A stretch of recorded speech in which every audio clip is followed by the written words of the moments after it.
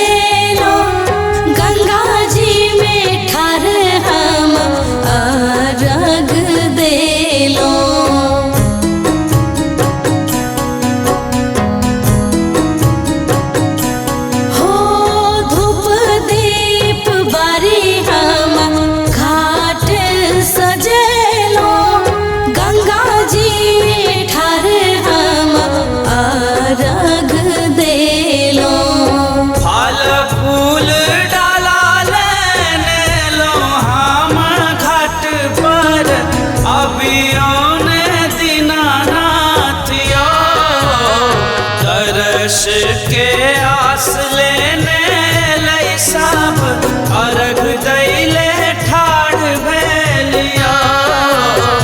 दर्श के आस लेने लई सब अर्घ दैले ठाढ़ भेलिया।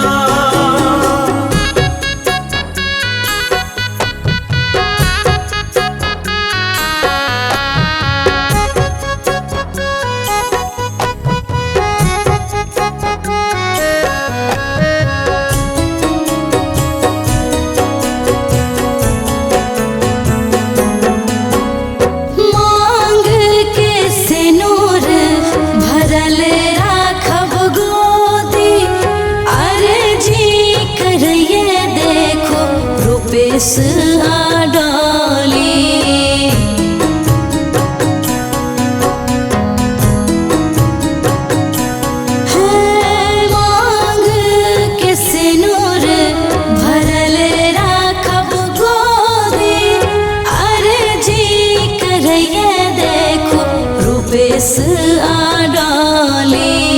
फल फूल डाला लेने लो हम घाट पर अभियान दीनानाथ यो।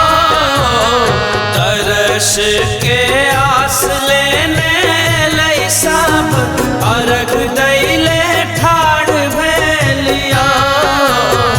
दर्श के आस ले